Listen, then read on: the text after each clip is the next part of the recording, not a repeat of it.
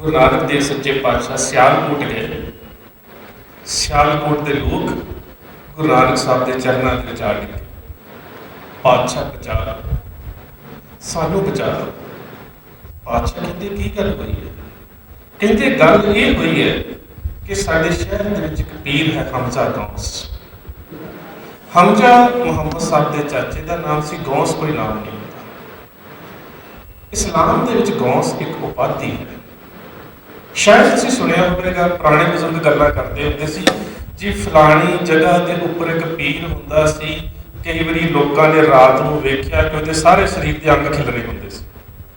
इस्लाम mythical, mythical expect कहने हैं, मिथहासिक तौर पर यकीन करता है कि जिहड़ा व्यक्ति भगती करदा करदा करदा करदा उस खुदा की इबादत के उपर चलता, इस मुरातबे के उपर पहुँच जाता है ना कि अपने जिस्म के अंग अपनी मर्जी ना वख कर सकता, उन्होंने गौस कहा जाता है। साडे पुरातन सुरतां जिक्र होता है, कट्टे अंग जैसे शस्त्र लपेटे जुम्मे के रोज मानो गौस लेटे।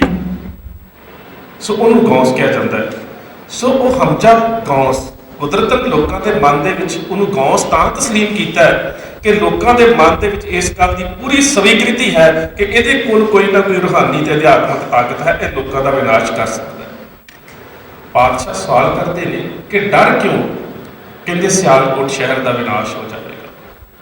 विनाश क्यों होगा? पातशाह इस शहर का एक गीगा खत्तरी, एक जन्म साखी च गीगा ब्राह्मण शब्द भी है। मैं खत्तरी शब्द 3 जन्म साखियों पढ़िया तो मैं खत्तरी वरतया। पातशाह इस शहर दे विच एक गीगा खत्तरी सी, उसके घर औलाद नहीं सी।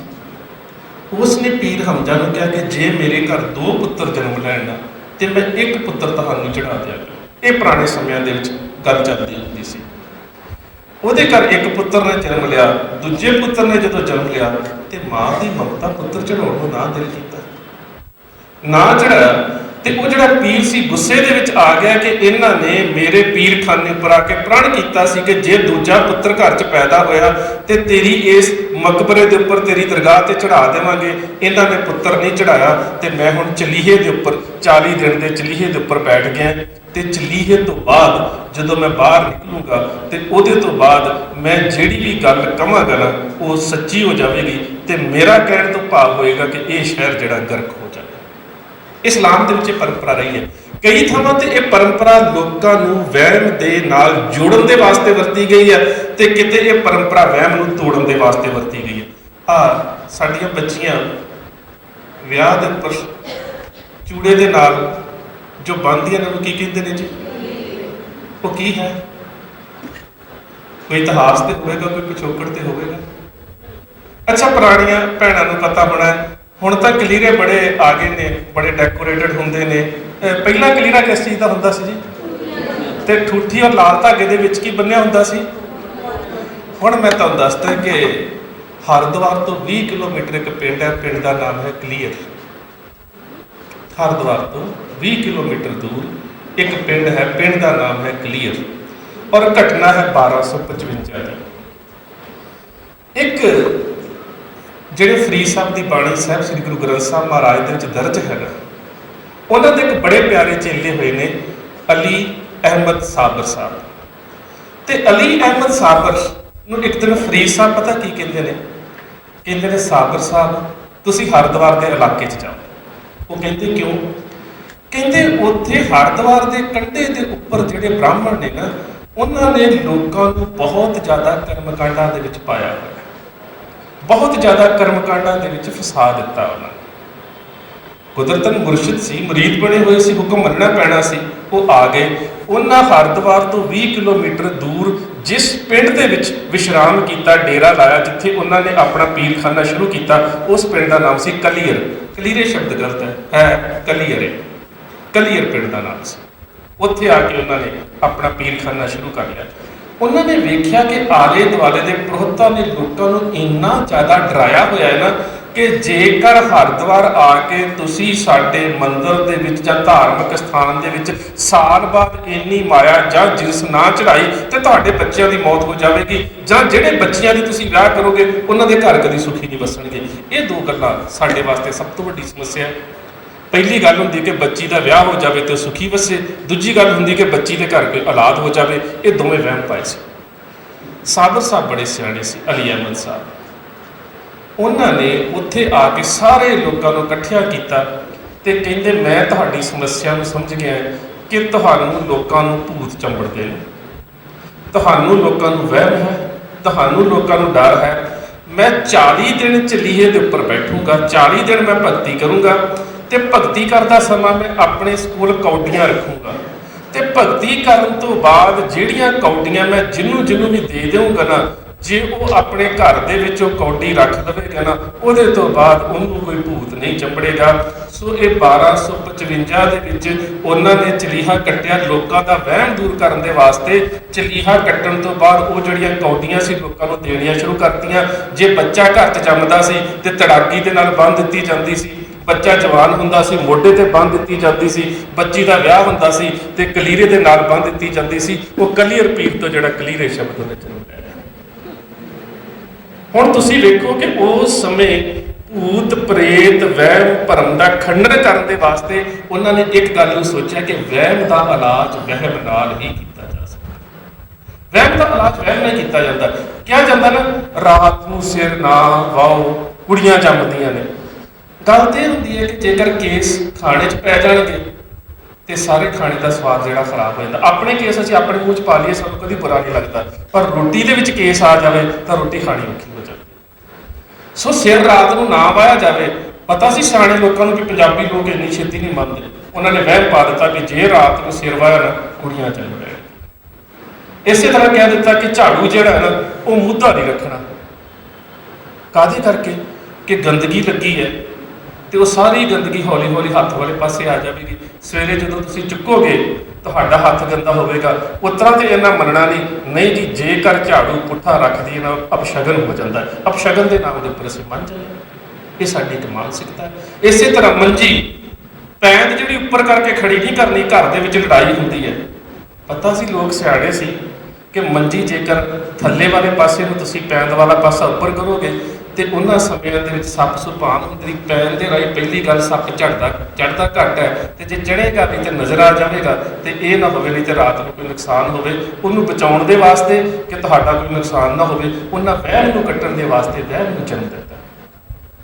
ਇਹ ਗੱਲਾਂ ਜ਼ਰੂਰੀ ਸੀ ਉਹਨਾਂ ਸਮਿਆਂ ਦੇ ਵਿੱਚ। ਇਹ ਬੜੀ ਇੱਕ ਅਹਿਮ ਗੱਲ ਸੀ ਕਿ ਵਹਿਮ ਨੂੰ ਵਹਿਮ ਦੇ ਨਾਲ ਹੀ ਠੀਕ ਕੀਤਾ ਗਿਆ। ਸੋ ਇਹ ਜਿਹੜੇ ਪੀਰ ਜੀ ਨੇ 40 ਦਿਨ ਤੋਂ ਬਾਅਦ ਬਾਹਰ ਨਿਕਲਾਂਗਾ ਤੇ ਜਿਹੜੇ ਮੈਂ ਆਪਣੀ ਜ਼ੁਬਾਨ ਤੋਂ ਪ੍ਰਵਚਨ ਕੱਢਾਂਗਾ ਉਹਦੇ ਨਾਲ ਸਾਰਾ ਸ਼ਹਿਰ ਤਬਾਹ ਹੋ ਜਾਵੇਗਾ।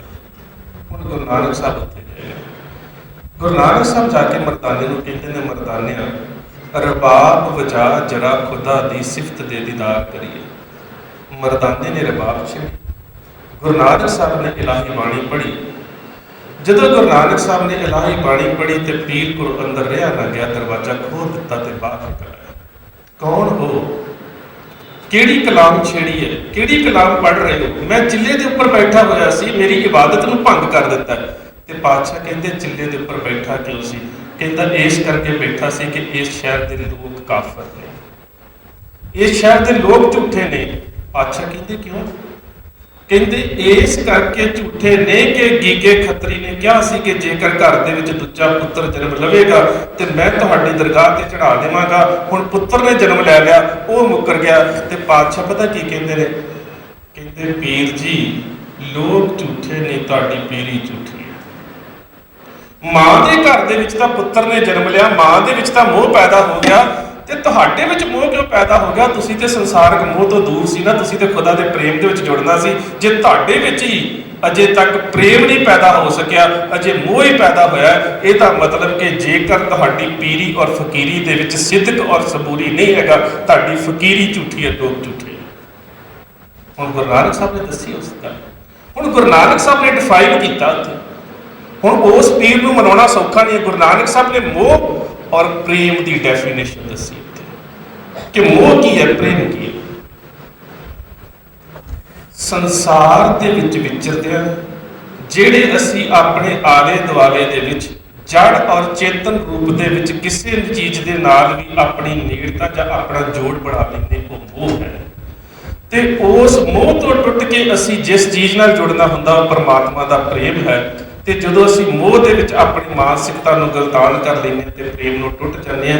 ਜੇ ਇਸ ਗੱਲ ਨੂੰ ਬੜੇ ਪਿਆਰੇ ਸ਼ਬਦਾਂ 'ਚ ਸਮਝਣਾ ਹੋਵੇ ਤੇ ਭਗਤ ਰਵਿਦਾਸ ਜੀ ਕਹਿੰਦੇ, ਜੋ ਹਮ ਬਾਂਧੇ मोह फास हम प्रेम बंधन, तुम बांधे अपने छूटन को जतन करो, हम छूटे तुम आराधे। ਹੁਣ ਇੱਥੇ ਇੱਕ ਮੈਂ ਸੋਚਦਾ ਕਿ ਭਗਤ ਜੀ ਦੀ ਪਰਮਾਤਮਾ ਨੂੰ ਇੱਕ ਤਰ੍ਹਾਂ ਦੀ ਬੜੀ ਪਿਆਰੀ ਜੀ ਮੋਹ ਤੇ ਉੱਪਰ ਉੱਠ ਕੇ ਪਿਆਰ ਦੀ ਵੰਗਾਰ ਹੈ। ਕਹਿੰਦੇ ਆ, ਪਰਮਾਤਮਾ ਤੂੰ ਤੇ ਮੈਨੂੰ ਮੋਹ ਦੇ ਬੰਧਨ 'ਚ ਬੰਧਿਆ ਸੀ ਨਾ, ਤੇ ਮੈਂ ਤੇਰੇ ਮੋਹ ਦੇ ਬੰਧਨ ਤੋੜ ਦਿੱਤੇ ਤੇਰੇ ਪਿਆਰ ਦੇ ਕਰਕੇ। ਹੁਣ ਤੈਨੂੰ ਮੈਂ ਪਿਆਰ ਦੇ ਬੰਧਨ 'ਚ ਬੰਨ ਲਿਆਈ, ਜੇ ਤੇਰੇ 'ਚ ਤਾਕਤ ਹੈ ਤਾਂ ਛੁੱਟ ਕੇ ਦੱਸ। ਕਿੰਨੀ ਪਿਆਰੀ ਗੱਲ ਕੀਤੀ ਹੈ। ਹੁਣ ਇੱਥੇ ਸਾਨੂੰ ਮੋਹ ਔਰ ਜਿਹੜਾ ਪ੍ਰੇਮ ਹੈ ਇਹਦਾ ਅੰਤਰ ਪਤਾ ਲੱਗ ਜਾਣਾ ਚਾਹੀਦਾ। ਪਰ ਬਹੁਤਾਤ ਰੂਪ 'ਚ ਕੀ ਹੁੰਦਾ ਹੈ? ਮੈਂ ਹੁਣੇ ਆ ਰਿਹਾ ਸੀ ਤੇ ਰਸਤੇ ਤੇ ਫੋਨ ਆਇਆ, ਡਾਕਟਰ ਸਾਹਿਬ ਤੁਹਾਡਾ ਲੈਕਚਰ ਕਰਵਾਉਣਾ ਹੈ। ਤੇ ਮੈਂ ਕਿਹਾ ਕੋਈ ਨਹੀਂ ਜੀ, ਤਰੀਕਾ ਦੱਸ ਦਿਓ ਜੀ। ਜੂਨ ਦੇ ਵਿੱਚ। ਮੈਂ ਕਿਹਾ ਜੀ ਮੇਰੇ ਕੋਲ ਆਹ ਜੂਨ ਖਾਲੀ ਹੈ। ਕਹਿੰਦਾ ਜੀ ਭੇਟਾ ਦੱਸ ਦਿਓ। ਮੈਂ ਕਿਹਾ ਜੀ ਮੈਂ ਗਾਇਕ ਤੇ ਕਲਾਕਾਰ ਨਹੀਂ ਹੈਗਾ। ਇੱਕ ਪ੍ਰਚਾਰਕ ਦੀ ਭੇਟਾ ਕਿਉਂ ਹੋਵੇ ਜੀ? ਕਿਉਂ ਹੋਵੇ? ਕਿਉਂ ਰੇਟ ਰੱਖੇ ਜਾਣ? ਕੀ ਅੰਤਰ ਰਹਿ ਗਿਆ? ਅਸੀਂ ਗੁਰੂ ਨਾਨਕ ਦੇ ਸਿੱਖ ਹਾਂ। ਇੰਜ ਨਹੀਂ ਚੱਲੇਗਾ। ਲੋਕ ਗੁਰੂ ਨਾਨਕ ਸਾਹਿਬ ਦੀ ਵਿਚਾਰਧਾਰਾ ਤੋਂ ਇੰਜ ਪ੍ਰਭਾਵਿਤ ਨਹੀਂ ਹੋ ਸਕਣਗੇ। ਮੇਰੇ ਸਾਹਮਣੇ ਇੱਕ ਸੱਚੀ ਘਟਨਾ ਕੱਲ ਵਾਪਰੀ ਹੈ, ਮੈਂ ਤੁਹਾਡੇ ਨਾਲ ਸਾਂਝੀ ਕਰ ਸਕਦਾ। ਇੱਕ ਬੀਬੀ ਦਾ ਪਤੀ ਸਿੱਖ ਨਹੀਂ ਸੀ, ਗੈਰ ਸਿੱਖ ਦੇ ਨਾਲ ਵਿਆਹੀ ਹੋਈ ਸੀ। ਉਹਨੇ ਇੱਕ ਬੜੇ ਚੰਗੇ ਕੀਰਤਨੀ ਜਥੇ ਦਾ ਕੀਰਤਨ ਸੁਣਿਆ ਤੇ ਆਪਣੀ ਪਤਨੀ ਦੇ ਕਰਕੇ ਸਿੱਖੀ ਵੱਲ ਪ੍ਰਭਾਵਿਤ ਹੋ ਗਿਆ। ਦਾੜੀ ਵੀ ਰੱਖ ਲਈ, ਸਿਰ ਦੇ ਉੱਪਰ ਗੋਲ ਪੱਗ ਬੰਨਣੀ ਵੀ ਸ਼ੁਰੂ ਕਰ ਦਿੱਤੀ। ਅਜੇ ਰਿਹਾ ਉਹ ਆਪਣੇ ਧਰਮ ਦੇ ਵਿੱਚ ਹੀ, ਪਰ ਸਿੱਖੀ ਵੱਲ ਆਉਣਾ ਸ਼ੁਰੂ ਹੋ ਗਿਆ। ਆਪਣੀ ਪਤਨੀ ਦੇ ਨਾਲ ਕੀਰਤਨ ਸੁਣਨ ਆਇਆ ਤੇ ਆਪਣੀ ਪਤਨੀ ਨੂੰ ਕਹਿੰਦਾ, ਉਹ ਸਿੱਖਾਂ ਦੇ ਘਰਾਂ ਚੋਂ ਸੀ, ਕਹਿੰਦਾ ਮੈਂ ਚਾਹੁੰਦਾ ਕਿ ਆਹ ਕੀਰਤਨੀ ਜਥਾ ਸਾਡੇ ਘਰ ਆ ਕੇ ਕੀਰਤਨ ਨਹੀਂ ਸੁਣਾ ਸਕਦਾ। ਉਹ ਕਹਿੰਦੀ ਅਸੀਂ ਬੇਨਤੀ ਕਰਦੇ ਹਾਂ। ਉਹ ਕੀਰਤਨੀ ਜਥੇ ਜਦੋਂ ਬੇਨਤੀ ਕੀਤੀ ਤੇ ਉਹ ਕਹਿੰਦਾ ਮੈਂ ਇੰਨੇ ਹਜ਼ਾਰ ਲੈਣਾ। ਤੇ ਉਹ ਸਿੱਖਾਂ ਦੀ ਬੱਚੀ ਪਤਾ ਕੀ ਕਹਿੰਦੀ? ਕਹਿੰਦੀ ਵੇਖ ਮੇਰਾ ਪਤੀ ਸਿੱਖੀ ਵੱਲ ਆਉਣ ਲੱਗਾ, ਪੈਸੇ ਮੈਂ ਤੈਨੂੰ ਇੰਨੇ ਦੇ ਦੂੰਗੀ, ਮੇਰੇ ਪਤੀ ਦੇ ਸਾਹਮਣੇ ਨਾ ਮੰਗੀ, ਮੇਰੇ ਪਤੀ ਦੇ ਸਾਹਮਣੇ ਨਾ ਮੰਗੀ। ਘਰ ਚਲੇ ਗਏ, ਕੀਰਤਨ ਕੀਤਾ, ਪਤੀ ਨੂੰ ਇੰਨਾ ਆਨੰਦ ਆਇਆ ਨਾ, ਆਪਣੀ ਪਤਨੀ ਨੂੰ ਕਹਿੰਦਾ ਬਾਬਾ ਜੀ ਨੂੰ ਕਹਿ ਇੱਕ ਸ਼ਬਦ ਹੋਰ ਸੁਣਾ ਦੇਣ। ਜਦੋਂ ਇਹ ਗੱਲ ਗਈ ਤੇ ਬਾਬਾ ਜੀ ਸਟੇਜ ਤੋਂ ਕਹਿੰਦੇ 20,000 ਹੋਰ ਲੈਣਾ ਚਾਹੀਦਾ। ਕਹਿੰਦਾ ਤੁਹਾਡੀ ਸਿੱਖੀ ਤੁਹਾਨੂੰ ਮੁਬਾਰਕ। ਇੰਜ ਨਹੀਂ ਕਰ ਸਕਾਂਗੇ ਗੁਰੂ ਨਾਨਕ ਸਾਹਿਬ ਦੇ ਵਿਚਾਰਧਾਰਾ। ਜੇ ਲੋਕਾਂ ਨੇ ਸਾਨੂੰ ਇਹ ਕਹਿਣਾ ਸ਼ੁਰੂ ਕਰ ਦਿੱਤਾ ਕਿ ਤੁਹਾਡੀ ਸਿੱਖੀ ਤੁਹਾਨੂੰ ਮੁਬਾਰਕ, ਨਹੀਂ ਪ੍ਰਚਾਰ ਕਰ ਸਕਦੇ, ਨਹੀਂ ਅਸੀਂ ਗੁਰੂ ਨਾਨਕ ਸਾਹਿਬ ਦੀ ਵਿਚਾਰਧਾਰਾ ਨੂੰ ਫੈਲਾ ਸਕਾਂਗੇ। ਇਹ ਇੱਕ ਬਹੁਤ ਜ਼ਰੂਰੀ ਹਿੱਸਾ ਬਣ ਗਿਆ। ਸੋ ਅਸੀਂ ਕਹਿੰਦੇ ਹਾਂ ਸਟੇਜਾਂ ਦੇ ਉੱਪਰੋਂ, ਮੈਂ ਅਕਸਰ ਕਹਿ ਦਿੰਦਾ ਹੁੰਦਾ, ਆ ਜਿੰਨੇ ਵੀ ਸਾਡੇ ਬਾਬੇ ਢੋਲਕੀ ਵਾਲੇ ਕਹਿਣਗੇ ਨਾ ਜੀ ਮਾਇਆ ਤੋਂ ਨਿਰਲੇਪ ਹੋ ਜਾਓ, ਮਾਇਆ ਤੋਂ ਦੂਰ ਚਲੇ ਜਾਓ, ਮਾਇਆ ਤੁਹਾਨੂੰ ਡੰਗ ਮਾਰਦੀ, ਸਾਡੀਆਂ ਜੇਬਾਂ 'ਚ ਨਹੀਂ ਜੇ ਡੰਗ ਮਾਰਦੀ। ਪ੍ਰਚਾਰਕਾਂ ਦੀਆਂ ਜੇਬਾਂ 'ਚ ਆ ਜਾਵੇ ਨਾ ਤੇ ਮਾਇਆ ਬੜੀ ਵਧੀਆ ਚੀਜ਼ ਹੈ, ਪਰ ਤੁਹਾਡੀਆਂ ਜੇਬਾਂ 'ਚ ਹੋਵੇ ਫਿਰ ਤੁਹਾਨੂੰ ਡੰਗ ਮਾਰਦੀ ਹੈ।